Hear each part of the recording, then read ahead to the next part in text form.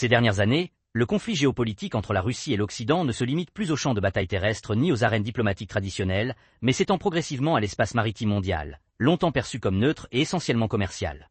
L'article de Fox News évoquant la présence de forces armées irrégulières à bord de pétroliers russes appartenant à ce que l'on appelle la Shadow Fleet a suscité de vives inquiétudes parmi les gouvernements nordiques et baltes. Cette situation reflète une évolution plus préoccupante, la militarisation discrète des activités commerciales en mer.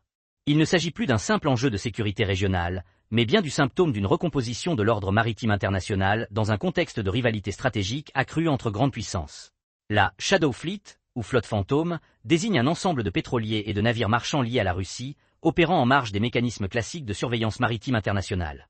Ces navires changent fréquemment de nom, de pavillon, désactivent leur système d'identification automatique et recourent à des sociétés écrans afin de dissimuler leurs véritables propriétaires, dans le but de contourner les sanctions imposées par les États-Unis et l'Union européenne.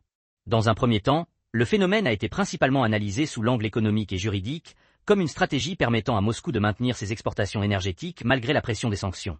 Toutefois, l'apparition de rapports faisant état de la présence d'individus armés à bord de ces navires a profondément modifié la nature du problème, le faisant basculer du domaine économique vers celui de la sécurité et de la stratégie. Pour les pays nordiques et baltes, la mer Baltique revêt une importance cruciale tant sur le plan économique que sécuritaire. Elle constitue une voie maritime essentielle, mais également une zone de contact direct entre l'OTAN et la Russie. Toute évolution dans le fonctionnement des navires commerciaux, en particulier l'introduction d'éléments armés ou paramilitaires, est perçue comme un facteur potentiel d'instabilité. Compte tenu de l'histoire de tensions prolongées avec Moscou, des États tels que l'Estonie, la Lettonie, la Lituanie, la Suède ou la Finlande ne peuvent ignorer le risque que des navires à l'apparence civile soient utilisés à des fins stratégiques plus larges, notamment pour la collecte de renseignements, la pression psychologique ou la création de situations juridiques ambiguës en mer. La présence d'armes à bord de navires commerciaux est d'autant plus préoccupante qu'elle remet en cause les principes fondamentaux du droit maritime international, lequel établit une distinction claire entre navires civils et navires militaires. Selon les usages internationaux, les navires marchands bénéficient de la liberté de navigation et d'une certaine protection, tandis que les bâtiments militaires sont soumis à des règles plus strictes et à une surveillance renforcée. Lorsque cette frontière devient floue, le risque d'incidents, de malentendus ou d'escalade involontaire augmente considérablement. Un simple contrôle, une poursuite ou une interception impliquant un navire commercial armé pourrait être interprété comme un acte de provocation, déclenchant ainsi des réactions politiques et militaires en chaîne.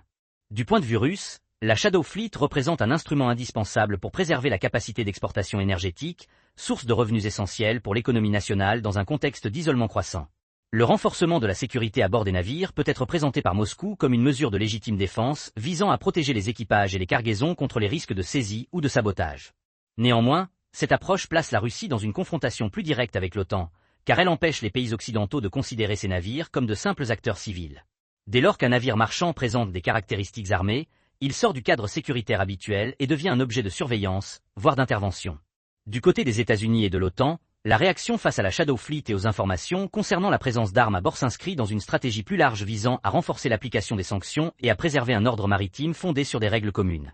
La surveillance, l'interception ou la pression juridique exercée sur ces navires ne poursuivent pas uniquement des objectifs économiques, mais traduisent également un message politique clair. Les espaces maritimes internationaux ne peuvent devenir des zones grises échappant à toute régulation. Cette stratégie comporte toutefois des risques, car chaque intervention peut être interprétée par la Russie comme un acte hostile, contribuant à l'escalade des tensions et à la réduction des marges de dialogue. Dans ce contexte, la question de la Shadow Fleet et des forces armées irrégulières à bord des pétroliers dépasse largement le cadre d'un différend ponctuel. Elle illustre une tendance profonde des relations internationales contemporaines, où l'économie, la sécurité et le droit s'entremêlent de manière croissante. Les océans, longtemps considérés comme un espace commun relativement neutre, deviennent progressivement un nouveau théâtre de rivalité stratégique, où chaque navire ne transporte pas seulement des marchandises, mais également des messages de puissance, de volonté politique et de calcul géopolitique. Dans le prolongement de cette analyse, il convient d'inscrire le phénomène des pétroliers russes appartenant à la Shadow Fleet dans une perspective plus large de transformation de l'ordre international après la guerre froide. Le monde s'était habitué à un système maritime relativement stable, fondé sur des règles communes, des conventions internationales et des mécanismes de contrôle assurant un certain degré de prévisibilité.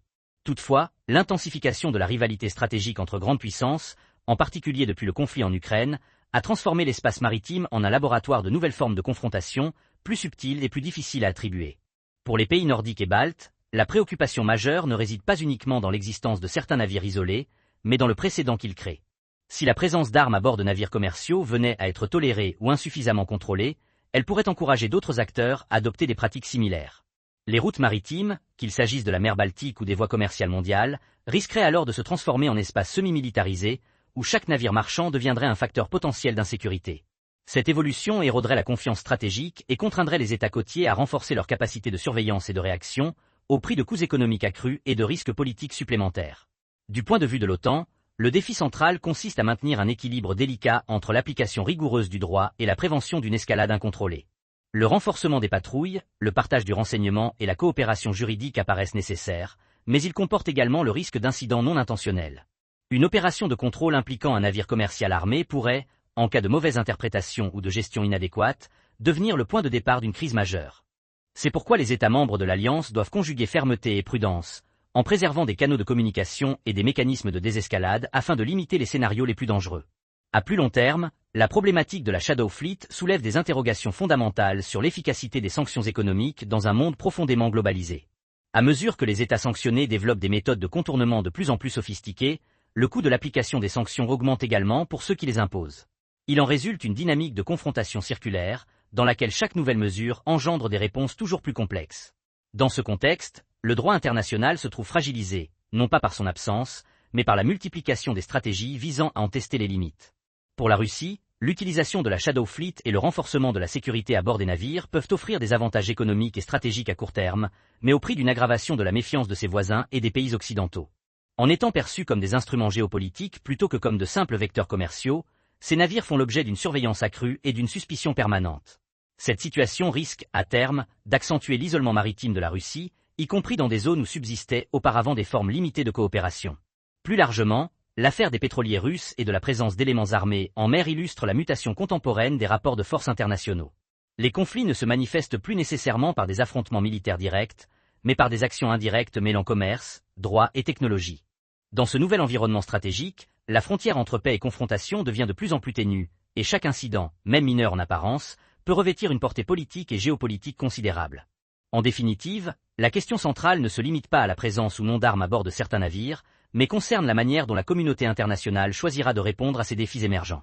En l'absence d'un consensus visant à renforcer et à adapter les règles communes, les espaces maritimes risquent de devenir des zones de compétition anarchique, où la loi du plus fort tendrait à supplanter le droit international. À l'inverse, si les tensions actuelles sont mises à profit pour réaffirmer et moderniser l'ordre maritime mondial, elles pourraient paradoxalement contribuer à l'émergence d'un cadre plus stable et plus résilient pour l'avenir.